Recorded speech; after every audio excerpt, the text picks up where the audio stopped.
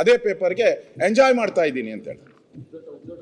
ಇದು ಉದ್ದಟತನ ಅಲ್ವಾ ಸರ್? ಉದ್ದಟತನ. ನೀವು ಕನ್ನಡ ಕಾವಲು ಸಮಿತಿಯವರು.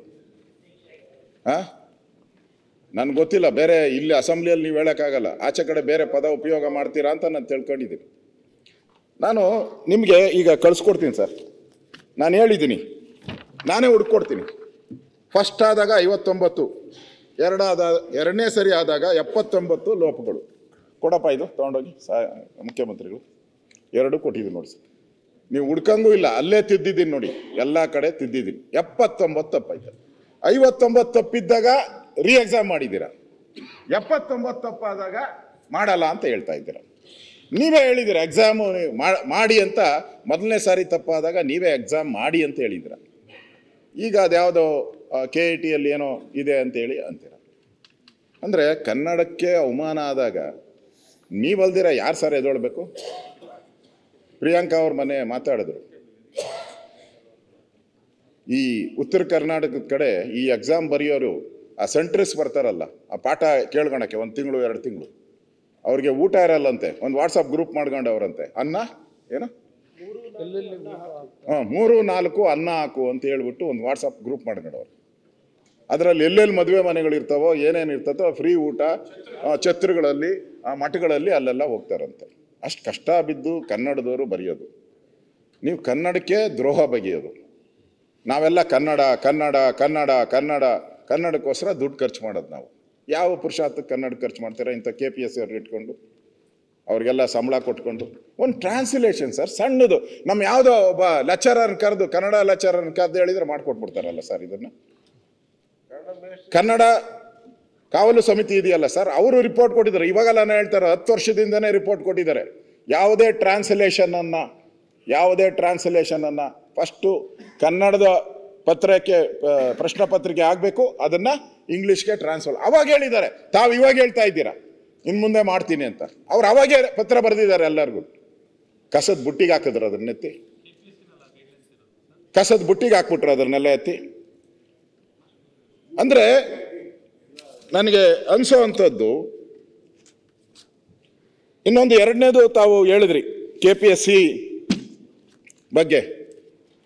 ಈ ಮಹಾಭಾರತದಲ್ಲಿ ಸರ್, ಈ ಮಹಾಭಾರತದಲ್ಲಿ ಕೃಷ್ಣ ಇರ್ತಾರೆ.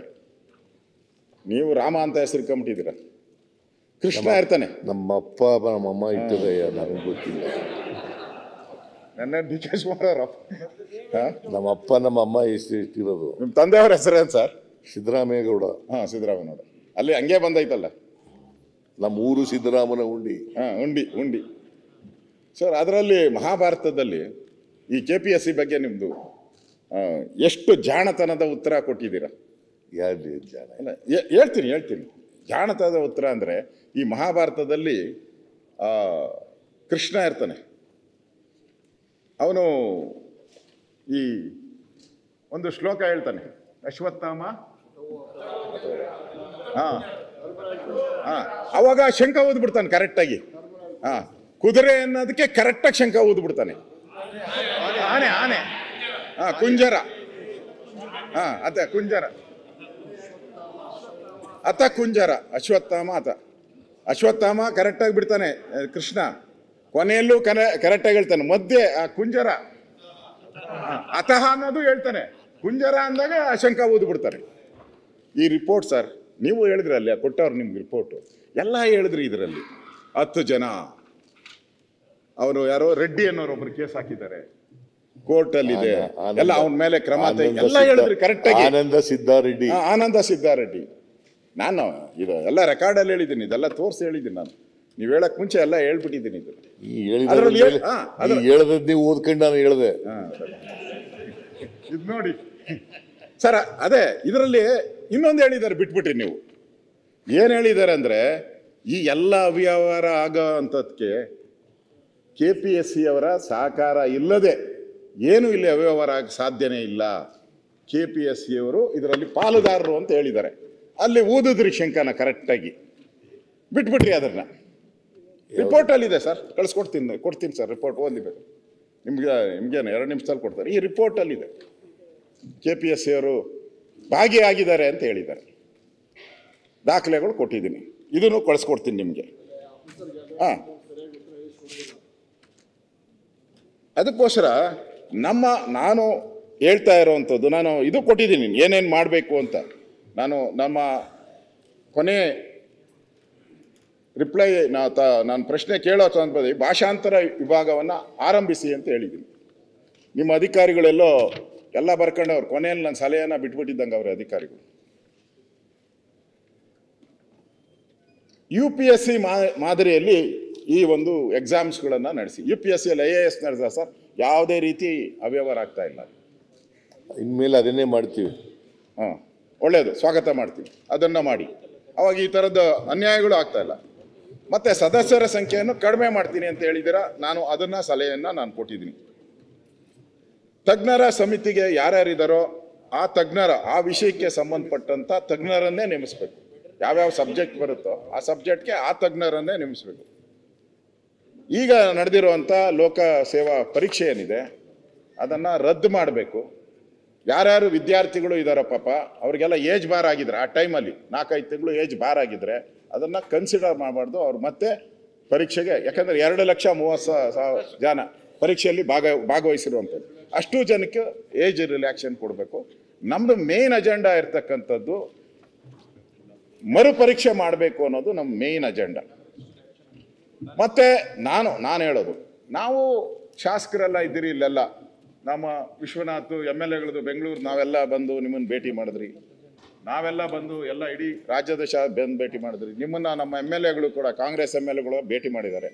ಒಂದೊಂದು ರೂಪಾಯಿಗೂ ನಾವು ಅಲಿತಾ ಇದ್ದೀರಿ ಸರ್. ನಿಮ್ಮ ಹತ್ರ ಅನುದಾನ ಕೊಡಿ, 5 ಲಕ್ಷ ಕೊಡಿ, 50 ಕೋಟಿ ಕೊಡಿ, 10 ಕೋಟಿ ಕೊಡಿ. ಎಲ್ಲ ರಾಜ್ಯದ ಎಲ್ಲ ನಮ್ಮ ಶಾಸಕರು ಕೂಡ ಎಲ್ಲ ಶಾಸಕರು ಕೇಳ್ತಾ ಇದ್ದೀರಿ. ಇಲ್ಲಿ ಒಂದು ಪರೀಕ್ಷೆ ನಡೆಸೋಕ್ಕೆ 15 ಕೋಟಿ ಖರ್ಚಾಗ್ತದೆ ಸರ್. 15 ಕೋಟಿ ಖರ್ಚಾಗ್ತದೆ ಸನ್ಮಾನ್ಯ ಸದಸ್ಯರೇ, 15 ಕೋಟಿ. ಇಲ್ಲ, ಪೂರ್ಣ ಪರೀಕ್ಷೆ ಆಗಿಲ್ಲ. 15 ಕೋಟಿ. ಈಗ ಒಂದ್ಸರಿ ತಪ್ಪು ಮಾಡಿದ್ರು, ಏನೋ ಬರೀ ಟ್ರಾನ್ಸ್ಲೇಷನ್ ಸ್ವಲ್ಪ 1 ಅವರ್ ಕಷ್ಟ ಬಿದ್ದಿದ್ರೆ KPS ಅವರು ಟ್ರಾನ್ಸ್ಲೇಷನ್ ಸರ್ ಮಾಡ್ಬೋದಾಯ್ತು. ಅವ್ರ ಮಿಸ್ಟೇಕಿಂದ 1 ಅವರ್ ಸಮಯ ಸ್ಪೆಂಡ್ ಮಾಡಿಬಿಟ್ಟಿದ್ರೆ 15 ಕೋಟಿ ಉಳ್ಕೊಂಬಿಡೋದು. ಕೊನೆಗೆ ಮುಖ್ಯಮಂತ್ರಿಗಳು ಎಂಟ್ರಿ ಆದ್ರು, ಎಕ್ಸಾಮ್ ಮಾಡಿ ಅಂದ್ರು, ಮತ್ತೆ 15 ಕೋಟಿ. ಈಗ ಮತ್ತೆ ಎಕ್ಸಾಮ್ ಮಾಡಬೇಕು, ಮತ್ತೆ 15 ಕೋಟಿ. ಎಷ್ಟಾಯ್ತು? 45 ಕೋಟಿ ಆಯ್ತು. ಯಾರಪ್ಪನ ದುಡ್ಡು ಇದು? ಕರ್ನಾಟಕದ ಸರ್ಕಾರದ ದುಡ್ಡು ಇದು. ಫೈನಾನ್ಸ್ ಮಿನಿಸ್ಟ್ರು ತಾವು ಫೈನಾನ್ಸ್ ಮಣ್ಣೆ ಮಾಡಿದ್ದೀರಾ, ಒಂದೊಂದು ಪೈಸಾನು ಲೆಕ್ಕ ಹಾಕ್ತಾ ಇದ್ದೀರಾ. ಯಾವ್ಯಾವ ನಿಗಮಕ್ಕೆ ಎಷ್ಟು ಕೊಡಬೇಕು, ಏನೇನು ಕೊಡಬೇಕು ಅಂತ ಲೆಕ್ಕ ಹಾಕ್ತೀರಾ ನೀವು. ಇಲ್ಲಿ ಅವ್ರ ಬೇಡ ಜವಾಬ್ದಾರಿ. ಇದರಲ್ಲಿ ನೋಡಿ, ಏನಾದರೂ ಪಾಪ ಪ್ರಾಬ್ಲಮ್ ಆಗಿ ಮಾಡಿದರೆ, ಇಂಟೆನ್ಷನ್ ಇಲ್ದಿರ ಮಾಡಿದರೆ ನಾನು ಒಪ್ಕೊತಾ ಇದ್ದೆ. ಒಂದು ಟ್ರಾನ್ಸ್ಲೇಷನ್, ಸಣ್ಣ ಟ್ರಾನ್ಸ್ಲೇಷನ್ಗೆ 15 ಕೋಟಿ ಖರ್ಚಾಗ್ತಾ ಇದೆ. ಸಣ್ಣ ಟ್ರಾನ್ಸ್ಲೇಷನ್. ಯಾರ ಮೇಲೆ ಕ್ರಮ ತೆಗೆದುಕೊಂಡಿದ್ದೀರಾ ಸರ್? ಸೆಕ್ರೆಟರಿ ಮೇಲೆ ಕ್ರಮ ತೆಗೆದುಕೊಂಡಿದ್ದೀರಾ? ಈ ಕನ್ನಡಕ್ಕೆ ಅವಮಾನ ಮಾಡಿದ ಸೆಕ್ರೆಟರಿ ಮೇಲೆ ಕ್ರಮ ತೆಗೆದುಕೊಂಡಿದ್ದೀರಾ?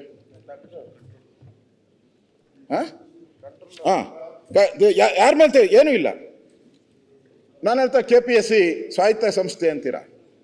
ಮೊದಲು ಮರುಪರೀಕ್ಷೆ ಮಾಡಬೇಕಾದ ಸಂದರ್ಭದಲ್ಲಿ ಮಾನ್ಯ ಮುಖ್ಯಮಂತ್ರಿಗಳೇ ಆದೇಶ ಮಾಡಿದ್ರು. ಕರೆದು ಚರ್ಚೆ ಮಾಡದೆ ಅಷ್ಟೇ. ಆಯ್ತು, ಅಷ್ಟೇ. ಆದೇಶ ರೈಟಿಂಗ್ ನಲ್ಲಿ ಇವಾಗೂ ಅಷ್ಟೇ ಸರ್, ನೀವು ಚರ್ಚೆ ಮಾಡಿದ್ರೆ ಮರುಪರೀಕ್ಷೆ ಆಗೋತದೆ ಅಷ್ಟೇ. ಮತ್ತೆ ನಿಮ್ಮ ಮಾತೆ ಈ ತರ ಎಲ್ಲ ಆದೇಶ ಮಾಡಿದಿರಿ. ಯಾಕೆಂದ್ರೆ ನೀವು ಕನ್ನಡದ ಇದು ಏನೋ ಸಮಿತಿಯ ಅಧ್ಯಕ್ಷರು, ಮೊದಲ ಅಧ್ಯಕ್ಷರು. ನಿಮ್ಮ ಜೀವನ ಪ್ರಾರಂಭ ಮಾಡಿದ್ದೆ ಕನ್ನಡದಿಂದ. ಇಷ್ಟು ನಾನು ಹೇಳ್ತಾ ಇದ್ದೀನಿ. 79 ತಪ್ಪು ಮಾಡಿದ್ದಾರೆ, ನಿಮ್ಗೆ ಕೊಟ್ಟಿದ್ದೀನಿ ಸರ್, ಚೆಕ್ ಮಾಡಿ. ಅದ್ರ ಇಲ್ಲ ಅಂದರೆ ನೀವು ಏನು ಮಾಡಬೇಡಿ. ನಾನು ಅದನ್ನು ಸವಾಲು ಹೇಳ್ತಾ ಇದ್ದೀನಿ. ಅದರಲ್ಲಿ ತಪ್ಪಿಲ್ಲ ನಾನು ಕೊಟ್ಟಿರೋದ್ರಲ್ಲಿ. ಅವರೇ ಬರ್ದವರಲ್ಲ, 3 ತಪ್ಪಂತೆ. ಈಗ ರಿಪೋರ್ಟ್ ಎಕ್ಸ್ಪರ್ಟ್ ಕಮಿಟಿ 3 ತಪ್ಪು ಮಾಡಿಬಿಟ್ಟು ಚೆಲುವರಾಯಸ್ವಾಮಿ ಅವರೇ 5ಕ್ಕೆ ಗ್ರೇಸಿಂಗ್ ಮಾರ್ಕ್ಸ್ ಕೊಟ್ಟವ್ರೆ. ಯಾಕೆ 2ಕ್ಕೆ ಎಕ್ಸ್ಟ್ರಾ ಕೊಟ್ಟರು? 3 ತಪ್ಪಿಗೆ 3 ಗ್ರೇಸಿಂಗ್. ಮಾಧವಪ್ಪನವರೇ 3 ತಪ್ಪಾಗಿದೆ ಅಂತ ಅವ್ರು ರಿಪೋರ್ಟ್ ಕೊಟ್ಟಿದ್ದಾರೆ. 3ಕ್ಕೆ ಮಾತ್ರ ಕೊಡ್ಬೇಕಾಯ್ತು ಗ್ರೇಸಿಂಗ್ ಮಾರ್ಕ್ಸ್. 5 ಕೊಟ್ಟವ್ರೆ ಗ್ರೇಸಿಂಗ್ ಮಾರ್ಕ್ಸ್, 5ಕ್ಕೆ. ಅಂದ್ರೆ ಇಲ್ಲೆಲ್ಲ ಏನ ನಡೀತಾ ಇದೆ ಅನ್ನೋದು ತಮ್ಮ ಗಮನಕ್ಕೆ ತಂದಿದ್ದೀನಿ. ದಯವಿಟ್ಟು ಎಲ್ಲ ಸಾಹಿತಿಗಳು ಬರೆದಿದ್ದಾರೆ. ರಕ್ಷಣಾ ವೇದಿಕೆಯವರು 2 ದಿನದಿಂದ ಅಲ್ಲೇ ನಾರಾಯಣಗೌಡ ಅಲ್ಲೇ ಧರಣಿ ಮಾಡ್ತಾ ಇದ್ದಾರೆ. ಹಗಲು ರಾತ್ರಿ ರಕ್ಷಣಾ ವೇದಿಕೆ ನಾರಾಯಣಗೌಡರು ಧರಣಿ ಮಾಡ್ತಾ ಇದ್ದಾರೆ, ಹೋರಾಟ ಮಾಡ್ತಾ ಇದ್ದಾರೆ. ಸ್ವಾಮೀಜಿಗಳು, ಸಿದ್ಧಗಂಗಾ ಸ್ವಾಮಿಗಳು ಕೊಟ್ಟಿದ್ದಾರೆ. ನಮ್ಮ ಗೌರವಾನ್ವಿತ ಸ್ಪೀಕರ್ ಅವರು ಈಗ ತಾನೇ ಪ್ರೇಯರ್ ಮಾಡಿ ಬಂದವ್ರು ಈಗ ತಾನೆ ಅವ್ರ ಲೆಟ್ರ್ ಕೊಟ್ಟವ್ರೆ. ಪ್ರೇಯರ್ ಮಾಡಿದ್ದಾರೆ, ಒಳ್ಳೆ ಬುದ್ಧಿ ಕೊಡ್ಲಿ ಸರ್ಕಾರಕ್ಕೆ ಅಂತ ಮಾಡಿದ್ದಾರೆ. ಅವ್ರ ಲೆಟ್ರ್ ಬರೆದಿದ್ದಾರೆ. ಕನ್ನಡದ ಕಾವಲು ಸಮಿತಿ ಏನೇನಿದೆಯೋ ಯಾರು ಅವರೆಲ್ಲರೂ ಕೂಡ ಪತ್ರಗಳನ್ನು ಕೊಟ್ಟಿದ್ದಾರೆ. ಎಲ್ಲ ಕನ್ನಡದ ಸಾಹಿತಿಗಳು ಕೂಡ ಪತ್ರ ಕೊಟ್ಟಿದ್ದಾರೆ. ಈ ಎಕ್ಸಾಮ್ಗೆ ಸಂಬಂಧಪಟ್ಟಂತೆ 2ನೇ ಎಕ್ಸಾಮಲ್ಲಿ ತಪ್ಪುಗಳಾಗಿದೆ ಅಂತೇಳಿ ಕೊಟ್ಟಿದ್ದಾರೆ. ಇವಾಗೂ ಧರಣಿ ನಡೀತಾ ಇದೆ. ನಾನು ಸನ್ಮಾನ್ಯ ಅಧ್ಯಕ್ಷರೇ, UT ಖಾದರ್ ಶರೀಫ್ ಕರೆಕ್ಟಾ?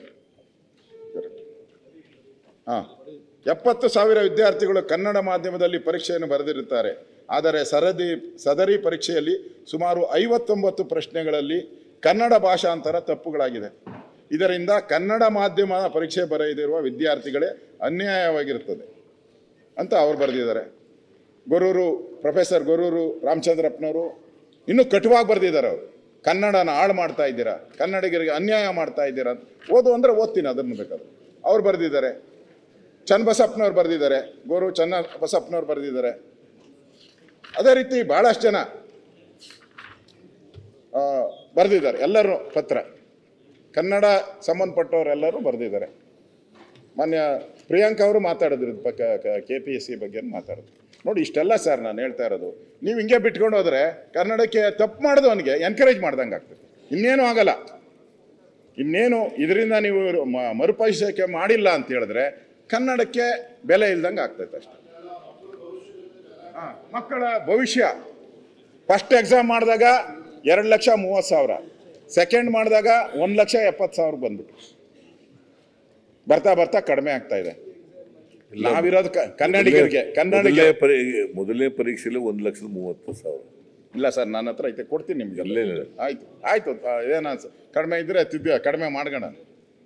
ಅಂದ್ರೆ ಸರ್, ತಪ್ಪಾಗಿರೋದನ್ನ ನಾವೇನ ಸಮರ್ಥನೆ ಮಾಡ್ಬಿಟ್ರೆ ಈ ಸರಿ ತಪ್ಪು ನಾವು ಸಮರ್ಥನೆ ಮಾಡಿಲ್ಲ ಸರ್. ನೀವು ಮಾಡಿಲ್ಲ, ಅವ್ರು ಮಾಡಿರೋದು. ಏನಾದರೂ ಬಿಟ್ಟೋದ್ರೆ ಅದನ್ನೇ ಚಾಳಿ ಮಾಡ್ಕೊಂಡು ಹೋಗ್ತಾರೆ. ಕನ್ನಡಕ್ಕೇನು ಏನೇ ಆದ್ರೂ ಕೂಡ ಯಾರು ಕೇಳ್ತಾರ್ರಿ? ಯಾರು ಕೇಳ್ತಾರೆ ನಮ್ಮನ್ನ? ಅದಕ್ಕೋಸ್ಕರ ನೋಡಿ, ಕನ್ನಡದ ವಿಚಾರಕ್ಕೋಸ್ಕರ ನಾನು ಹೇಳ್ತಾರೆ. ಕನ್ನಡ ವಿಚಾರ ದಯವಿಟ್ಟು ಇದಕ್ಕೆ ದುಡ್ಡನ್ನ ಇದು ನೋಡಬೇಡಿ. ದಯವಿಟ್ಟು ಮರುಪರೀಕ್ಷೆ ಮಾಡಿ. ಒಂದು ಮೆಸೇಜು ಅವ್ರಿಗೂ ಹೋಗ್ಲಿ, ಲೋಕಸೇವಾ ಆಯೋಗಕ್ಕೆ ಹೋಗ್ಲಿ. ಏನಾದ್ರು ತಪ್ಪಾದರೆ ಈ ಥರ ಹಾಗೆ ಆಗುತ್ತೆ ಅಂತ ಅವ್ರಿಗೂ ಒಂದು ಎಚ್ಚರಿಕೆ ಗಂಟೆ ಆಗ್ತೈತೆ. ಇಲ್ಲ ಅಂದರೆ ಹಿಂಗೆ ಮಾಡ್ಕೊಂಡೋದ್ರೆ ಬಿಡು, ನಾವು ಮಾಡಿದ್ರೆ ಹೆಂಗೋ ನಿಭಾಯಿಸ್ಬೋದು ಅನ್ನೋ ಮೆಸೇಜ್ ಹೋಗ್ತೈತೆ. ಅದಕ್ಕೋಸ್ಕರ ನಾನು ಆ ಸೆಕ್ರೆಟರಿ ಮೇಲೆ ಕ್ರಮ ತೆಗೆದುಕೊಳ್ಳಿ, ಮತ್ತು ಮರುಪರೀಕ್ಷೆ ಮಾಡಿ, ಮತ್ತು ಮುಂದಿನ ತಾವೇ ಹೇಳಿದ್ದೀರ UPSC ಥರ ಮಾಡ್ತೀರಿ ಅಂತ, ಅದನ್ನು ನಾನು ಸ್ವಾಗತ ಮಾಡ್ತೀನಿ. ದಯವಿಟ್ಟು ಈ ಒಂದು ವಿಚಾರದಲ್ಲಿ ತಾವು ಹಠ ಹಿಡಿದೆ ಮರುಪರೀಕ್ಷೆಗೆ ಅವಕಾಶ ಮಾಡಿಕೊಡ್ಬೇಕು ಅಂತೇಳಿ ನಾನು ವಿನಂತಿಯನ್ನು ಮಾಡ್ತೀನಿ. ನ್ಯೂಸ್ ಫಸ್ಟ್, ನಿರ್ಭೀತಿಯಿಂದ ನಿಮ್ಮ ಪರವಾಗಿ.